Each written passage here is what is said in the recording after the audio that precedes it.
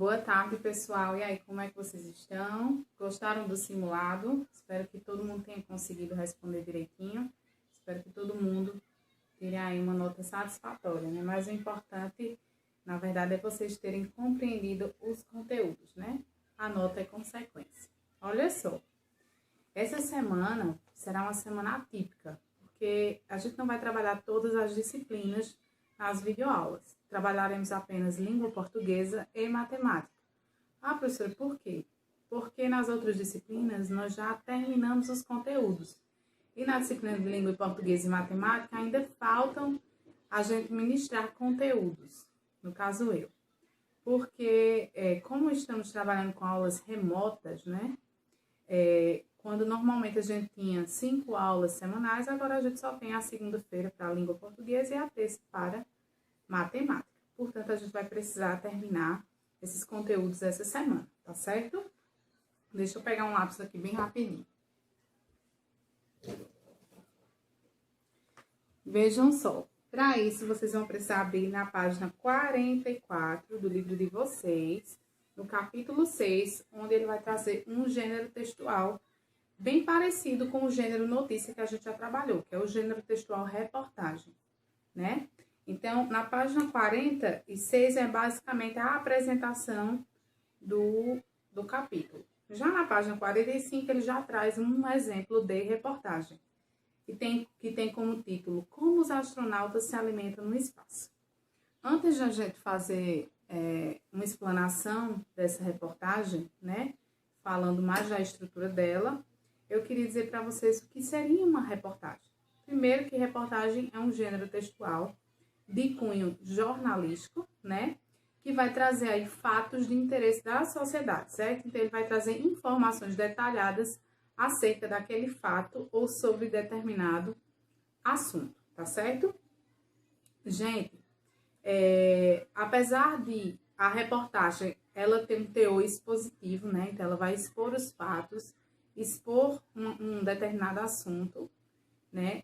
Por vezes, o jornalista ou o repórter, ou a pessoa que vai escrever a reportagem, ele traz algumas opiniões dele para a reportagem, né?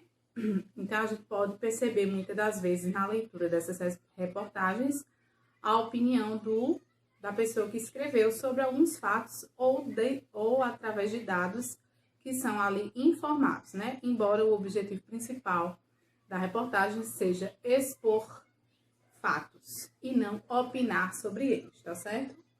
Vamos lá, vamos para os elementos. Eu coloquei alguns elementos aqui, tá? Pra gente trabalhar um pouco. O título, que é o primeiro deles, ou manchete, tá? O título vai ser sempre aquele de cima, que vai trazer a principal informação, né, do que vai tratar aquela reportagem.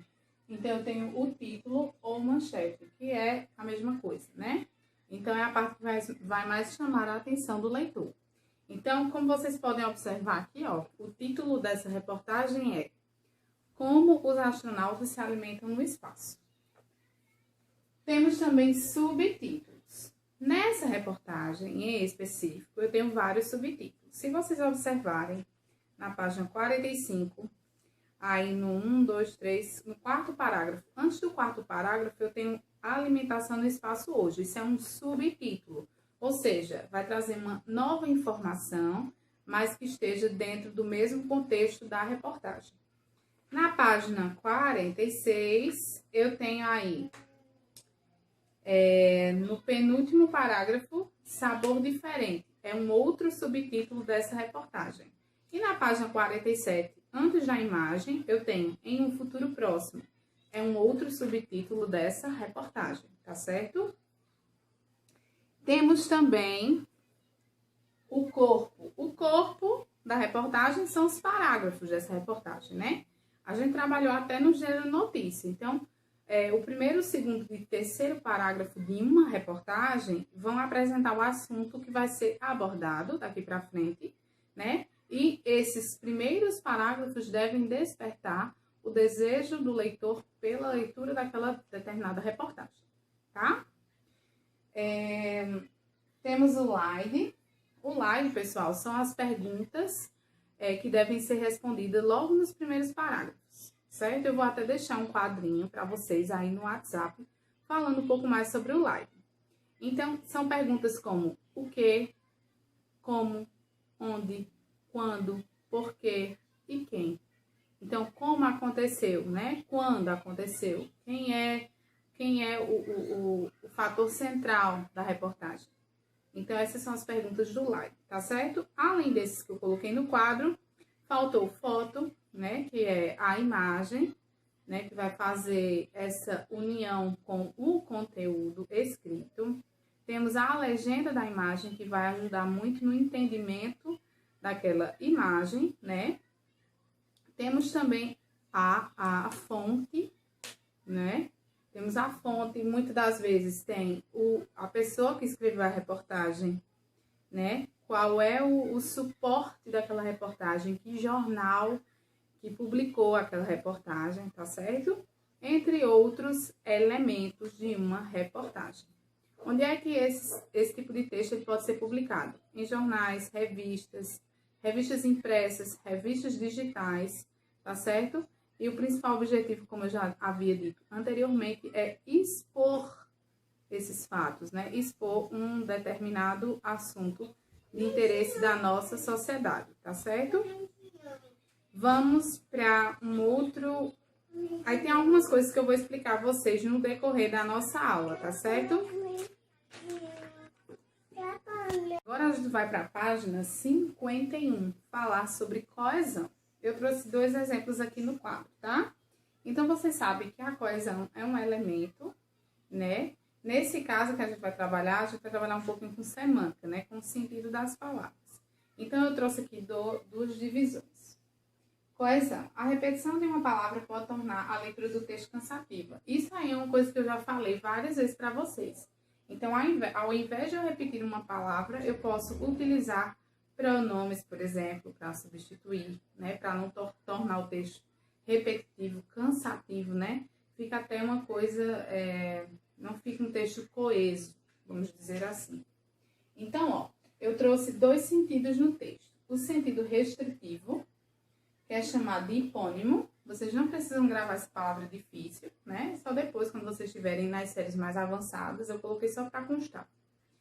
E o sentido amplo, que é chamado de hiperônimo. Então, sentido restritivo e sentido amplo. O que seria o sentido restritivo de uma palavra? Seria, gente, deixa eu pegar o livro aqui. O sentido restritivo de uma palavra é quando as palavras elas possuem um significado específico, né? Por exemplo, eu tenho aqui, ó, batata, cachorro, tulipa e planetas. Vocês não estão entendendo ainda porque quando eu explicar o sentido amplo, aí vocês vão conseguir entender. Ah, professora, e o sentido amplo, o que seria? O sentido amplo, ele vai carregar no seu significado uma abrangência de várias áreas, né? Então, vai ter lá o seu sentido genérico, que seriam os hiperônimos. Vamos fazer um comparativo. Eu tenho aqui o sentido restritivo, que é a batata, e tenho o sentido amplo, que é um legume. Eu tenho o sentido restritivo, que é o cachorro, e o sentido amplo, que é um animal, né? Então, eu tenho vários animais. Eu estou restringindo aqui, ó, quando é o sentido restritivo, a um animal, aquele cachorro. Tulipa, que é um tipo de flor, no sentido restritivo, e flor no sentido amplo. E, por fim, eu tenho galáxia no sentido amplo, eu tenho planetas no sentido restritivo. Então, ó, eu estou restringindo no sentido restritivo uma coisa maior, né? Que é o sentido amplo, tá? Então, esse é um elemento semanticamente coesivo que vocês podem utilizar, tá certo? Vocês realizarão atividades sobre esse conteúdo na página 51 do livro de vocês. Pessoal, eu espero que vocês tenham compreendido, tá? Para realizar as atividades. Amanhã teremos aula sobre pronomes demonstrativos, trabalharemos também variação linguística e processo de formação de palavras. Quarta-feira também teremos aula de língua portuguesa com o gênero cardápio. E na quinta-feira será uma aula de matemática, ok? Pessoal, estudem, tá? Lembrem-se que amanhã temos simulado de matemática. Não esqueçam. Beijo enorme e até a próxima. Tchau!